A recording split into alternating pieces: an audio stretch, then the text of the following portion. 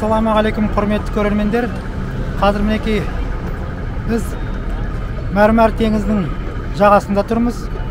Мына жерде Мәрмәр теңізі, көріп тұрғаныңыздар, Европа мен Азияның бөлетін көпір осы жерде өтеді.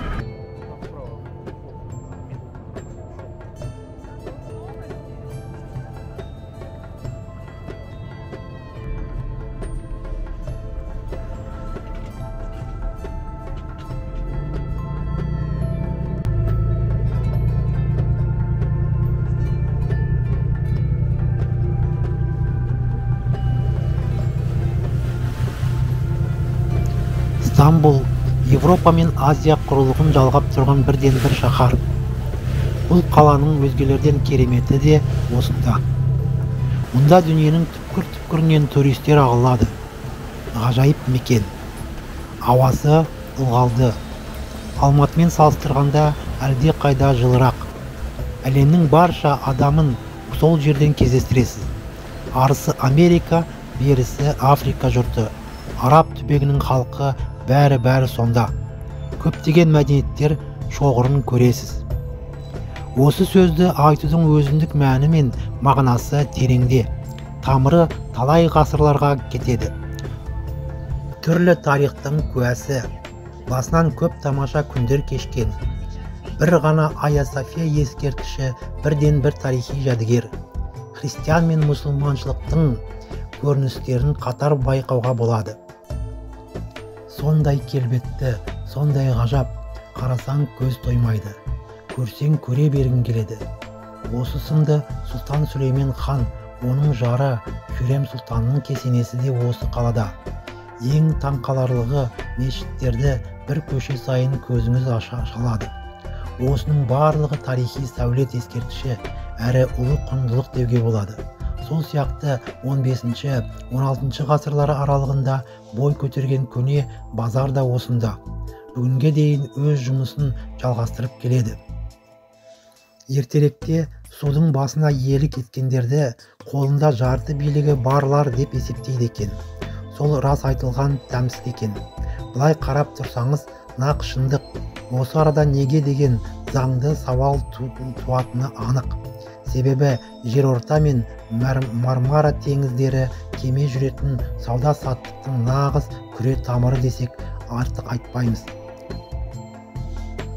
Сол теңіздің үстінен еш тіреуі жоқ көпір салынған. Солардың ішіндегі аса ірісі Фатих Сұлтан Мехмет көпірі. Қысқаша айтқанда, тек таңданыс пен қызығушылық кеудені билейді. Халқымыз жақсыны көрмек үшін деп текке айтпапты. Мың естігеннен бір көрген артық екеніне көз жеткіздік. Шамаң барда желіп жүр жер таны деп айтуға толық негіз бар.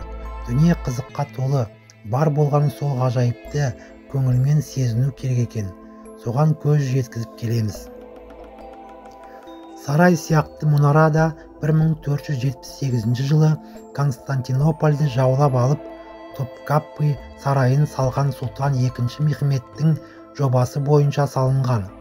Бастапқыда бұл құрылым алтын мүйіз шығанағын бақылау үшін қолданылған және сұлтанның әділдігін бейнелеген. Мұнараның соңғы күрделі реконструкциясы 20 ғасырдың ортасында өтті және қазіргі уақытта ғимарат Топкапы сарайының аумағындағы туристік нысан болып табылады.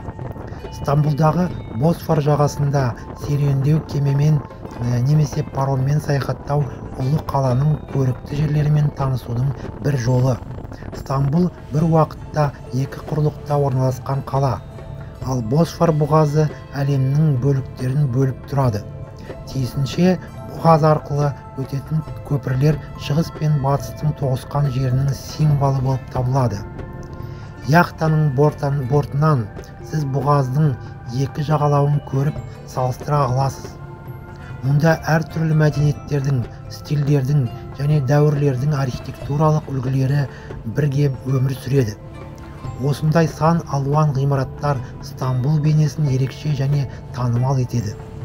Османлы дәуіріндегі әйгілі зәулім сарайлар, мешіттердің қалыптаған мұнаралары бұл көріністердің әсемдігі мен сән салтанаты жанымды ашады. Стамбулдың туу символдарының бірі Османлы империясының Rumeli Hisar әскери бекінісі. Оның үлкен тарихи маңызы мен өзіндік тарихы бар. Бекініс Сұлтан II Мехметтің бұйрығымен бірнеше айдың ішінде асығыс тұрғызылды. Бұл бекініспен сұлтанның жоспары османлылардың алынбайтын Константинопольді басып алуының кілті болды. Стамбулдағы Босфор бойымен серуендеу екі континенттегі ұлы қала арқылы шаршамайтын қызықты саяхат. Стамбулды айналып өту алтын мүйізден басталады. Оның жағасында Византия мен Османлы дәуірінен қалған қала ғимараттары орналасқан. Сүлеймания мешіті асқақ көріністерімен таң қалдырса, оның тарихы мен аңыздары сұлтандардың құпиясын ашады. Бұғаздың еуропалық бөлігінде әртүрлі ғасырлардағы ең әдемі нысандар өте көп. Долмабахче сарайында бұрын сұлтандар тұрған, ал қазір оны музей ретінде туристердің тамашалауға мүмкіндігі бар.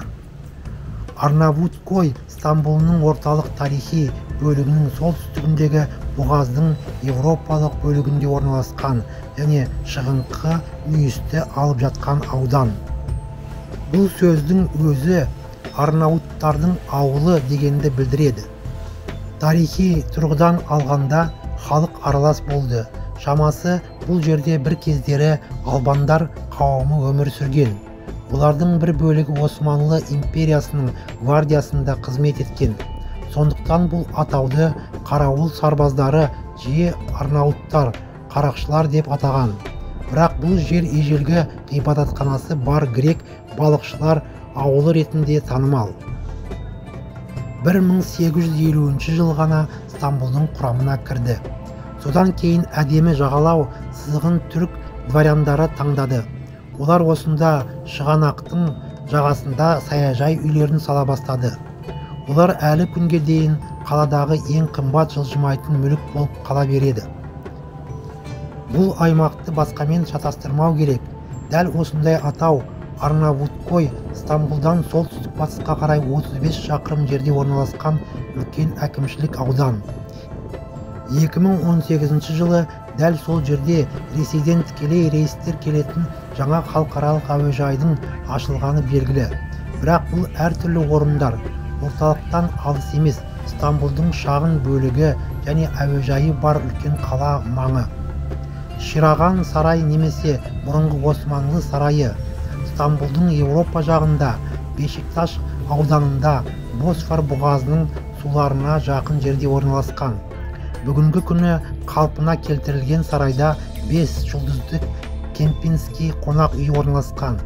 Бұрынғы Шыраған сарайының үстінде төбеде 19 ғасырдағы Йылдыз сарайы мен қоғамдық тарихи саябағы мен сарайы бар саябақ кешені орналасқан. Бір кездері Йылдыз сарайын Йылдыз саябағы арқылы Шыраған сарайына байланыстыратын жұмыс істейтін көпір болды. Шыраған 1863-1872 жылдары аралығында Сұлтан Абдул-Азиз салған бұрынғы Османлы сарайы. Көрші саябағы бар сарайда 18 ғасырдағы европалық корольдік резиденцияларды стильдеу бағытында Османлы сәулет өнерін жасауға ұмтылған Балян әулетінің сарай сәулетшілері тұрғызған. Босфор жағалауындағы Стамбулдағы Ортакөй мешітіне таңданасыз.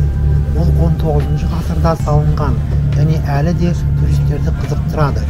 Бұл ең көне немесе ең үлкен емес, бірақ өзінің сәнді тура теңіз жағасында орналасқанымен ерекшеленеді.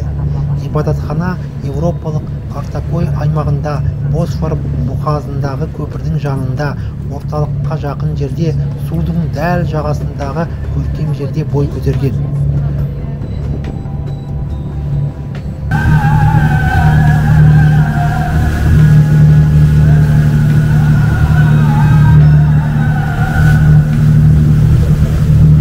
Босфордың ұзындығы 30 километр. Ең үлкен ені солтүстік кіреберісте 4 километр және Османлы Rumeli Hisarı мен Анадолу Хисары бекіністерінің арасындағы минималды ені 750 метрді құрайды. Оның тереңдігі орта ағымда 37 метрден 124 метрге дейін өзгереді. Бұғаздың Константинопольді, яғни Стамбулды қорғау үшін стратегиялық маңызы болғандықтан, бұғаздың оңтүстік шетінен шығып, Византия императорлар, кейінірек Осман сұлтандары оның жағасында, әсіресе Европа жағында бекіністер салды.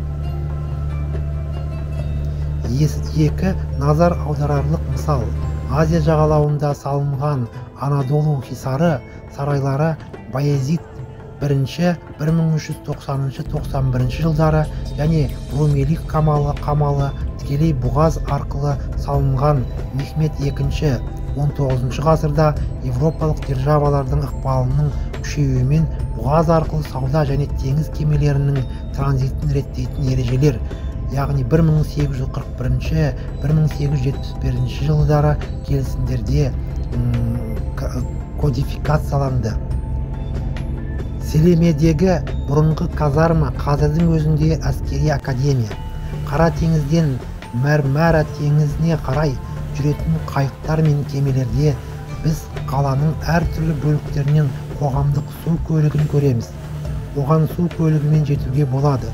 Ол саяхатта өте танымал. Өйткені қалада кептелістен шаршаған адамдар көбінесе су кемелері мен паромдарды пайдаланады.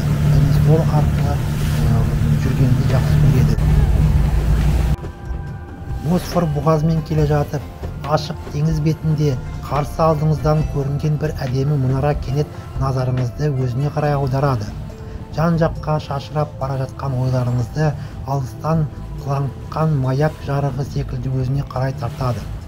Бұл көне замандарда бой көтеріп, бүгінгі күнге аңыз болып жеткен әйгілі қыз мұнарасы. Босфор бұғазына келген саяхатшылардың қиялын оятып, әртүрлі таңғажайып әңгімелер мен жауһар жырларға, көркем картиналарға арқау болған мұнараның әсем келбетінде бір жасырын мұң бар екенін меніңше кез келген жолаушы алғаш көрген сәтте ақ аңғарады.